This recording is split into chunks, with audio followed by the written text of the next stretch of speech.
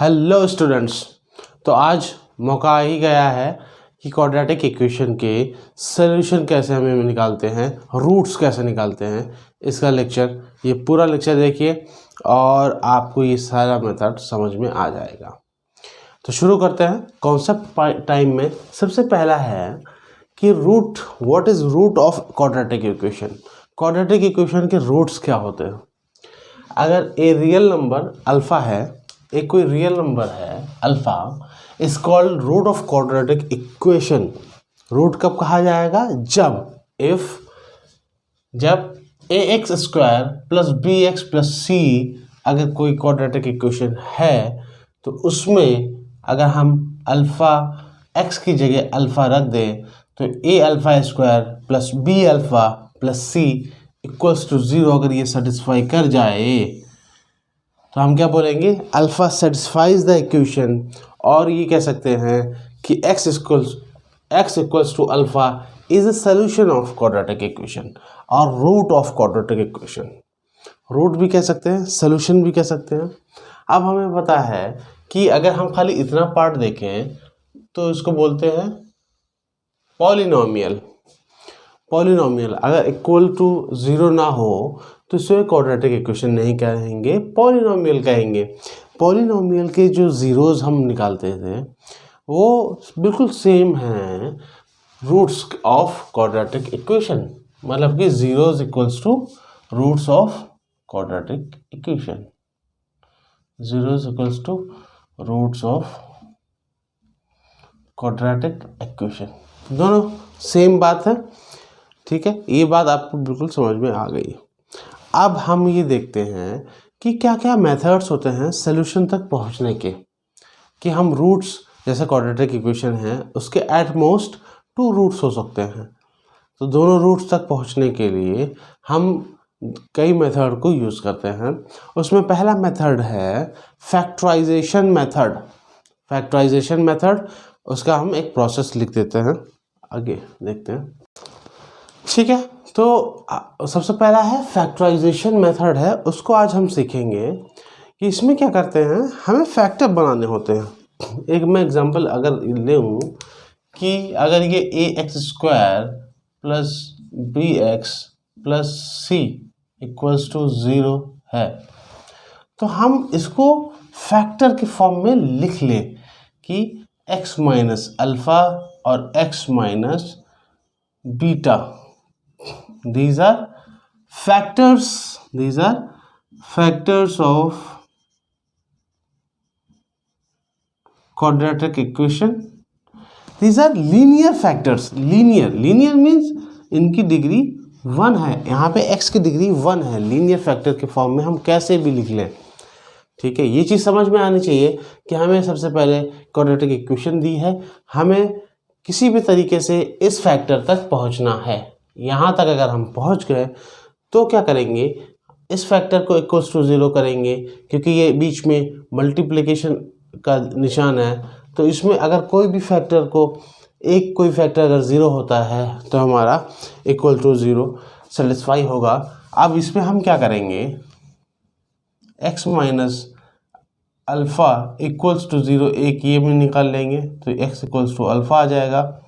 इसी तरह यहाँ पे x plus beta equals to, अगर ऐसा है प्लस आया यहाँ पे माइनस आया, अगर हम ये लेके चल रहे हैं तो x equals to minus beta आ जाएगा।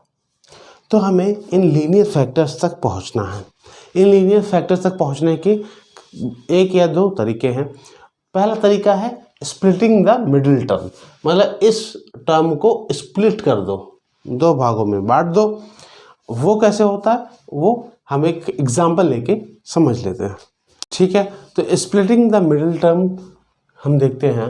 वैसे हम लोगों ने ये पढ़ भी चुका है 9th क्लास में, लेकिन फिर भी आप बिल्कुल सही से मेथड से समझ लेते हैं कि क्या चीज़ होती है।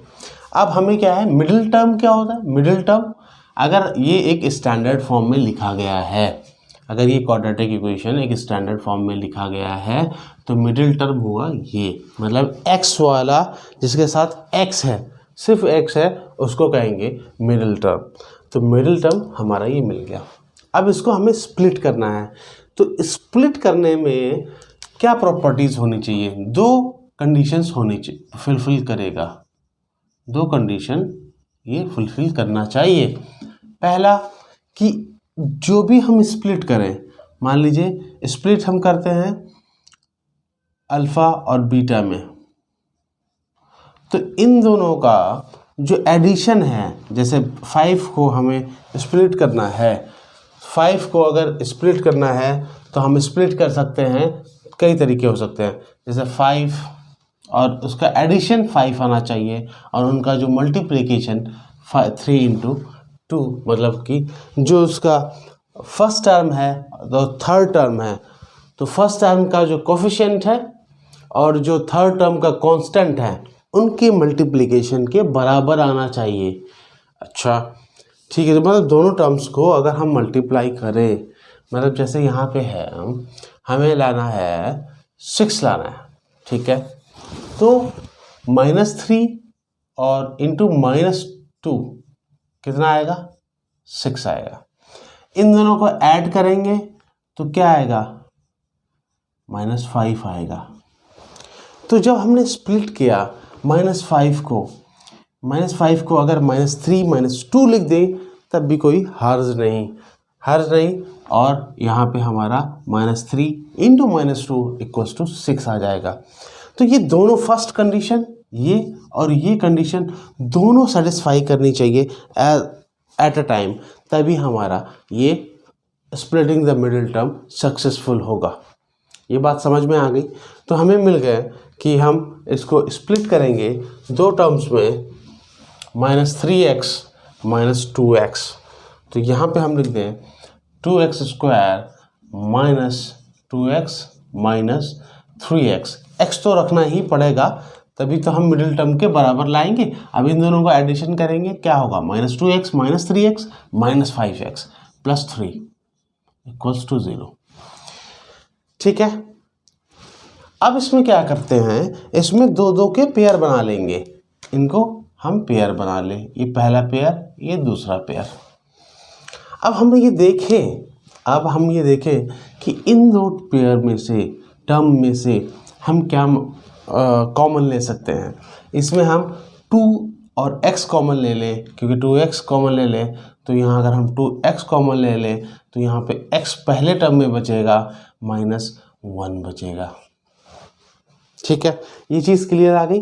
अब हम सेकेंड टर्म में देखते हैं, सेकेंड कपल में देखते हैं, तो यहाँ पे हम अगर -3 कॉमन ले लें तो यहाँ x बचेगा। अब -3 कॉमन लिया है तो ये प्लस यहाँ पे माइनस हो जाएगा। ठीक है, अब यहाँ पे देखने वाली बात है, अगर आपने सारा प्रोसेस सही किया होगा, पीछे से सारे प्रोसेस सही हैं, तो ये फैक्टर और ये फैक्टर बिल्कुल सेम आएंगे, हूबहू सेम आएंगे। ऐसा नहीं हो सकता कि यहाँ x -1 आए और यहाँ पे x +1 आए। ऐसा हुआ तो आपने कुछ गलती की है, तो आप उसको चेक करें। तो ये चीज़ दोनों फैक्टर रिपीट होंगे। अब क्या होता है, क्यों, अब इसमें क्या है, अब इन सारे में क्या हम कॉमन ले सकते हैं, इसमें हम x -1 कॉमन ले सकते हैं। तो क्या बचेगा, पहले वाले में बचेगा 2x और दूसरे वाले में बचेगा -3। तो ये क्या आ गया, लीनियर फैक्टर्स आ गए, linear factor of this quadratic equation. हमें यहाँ तक पहुँचना था, ये पूरा प्रोसेस था, यहाँ तक हम पहुँच गए। अब तो सब कुछ आसान है कि हमें रूट्स कैसे निकालने हैं। तो पहला टर्म्स क्या है, x -1 = 0, तो x = 1 आ गया। तो पहला रूट x = 1 आ गया। ठीक है, फिर हम दूसरा देखेंगे, 2x - 3 = 0, तो यहाँ पे क्या होगा, 2x = उधर साइड चेंज साइन चेंज, हमेशा याद रखिए, दिमाग में हमेशा बना के रखिए। अब यहाँ पे 3/2 आ गया। अब हमें ये कैसे पता चले, हमें तो रूट्स आ गए दोनों, ये रूट्स x = 1 और x = 3/2 हमें आ गए। अब हमें ये कैसे वेरीफाई हो कि हाँ ये रूट सही आए हैं। इसका एक तरीका है, जैसे कि यहाँ पे हम x की वैल्यू 1 रख दें तो ये 0 हो जाएगा, इसी तरह दूसरे वाले रूट्स में, वो भी करके हम चेक करके देख लेते हैं। ठीक है, तो पहला रूट है x equals to 1, x equals to 1, तो यहाँ पे 2 और यहाँ पे 1 का whole square -5 into 1 plus 3 equals to 0, ये हमारा हो गया। अब ये है 1 का स्क्वायर 1, तो 2 आ गया, -5 इंटू 1 5 आ गया, प्लस 3, तो +5 -5 इक्वल्स टू 0। इसका मतलब x इक्वल्स टू 1 इस इक्वेशन को सेटिस्फाई कर रहा है, मींस लेफ्ट हैंड साइड और राइट हैंड साइड को इक्वल कर दे रहा है। ये होता है सेटिस्फैक्शन करना, मींस 0 इक्वल्स टू 0 हो रहा है, यहाँ 0 इक्वल्स टू 0 हो रहा है, तो ये सेटिस्फाई हो रहा है। तो ये रूट, पहला तो रूट सही है। दूसरे रूट को हम देखते हैं।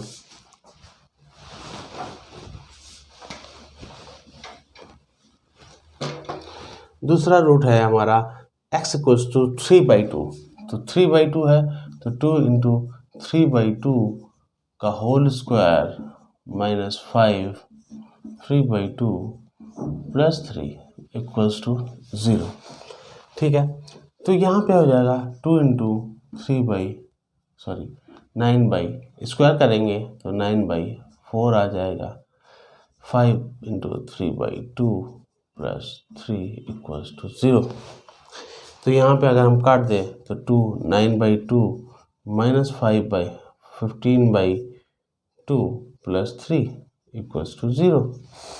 ठीक है, तो 3 2 6, तो 9/2 प्लस 6/2 -15/2, तो ये आ जाएगा 9 6 15 15/2 -15/2, तो ये 0 हो गया। तो ये भी सेटिस्फाई कर रहा है। तो यही मेथड है, कभी भी आपके रूट्स आ जाएं, आप अगर क्वेश्चन उसमें पेपर में भी कर रहे हैं तो फटाफट उसकी वैल्यू यहाँ पे रखिए और देख लीजिए कि ये सेटिस्फाई कर रहा है। तो ये वेरिफिकेशन का एक मेथड है, वो हमें समझ में आ गया। तो ये तो था स्प्लिटिंग द मिडिल टर्म के लिए। अब स्प्लिटिंग द मिडिल टर्म की हम कुछ प्रैक्टिस करेंगे अगले वीडियो में, क्योंकि practice is the very essential. Practice, maths में क्या होता है, एक formula, practice concept repeat, means concept पढ़िए, फिर प्रैक्टिस करिए, फिर उसको रिपीट करिए। 3 चीज़ें हैं, तो उनको आप समझ लो। ठीक है, तो stay tune to Concept Connect. आगे और प्रैक्टिस के लिए अगला वीडियो ज़रूर देखिएगा। Thank you, have a nice day.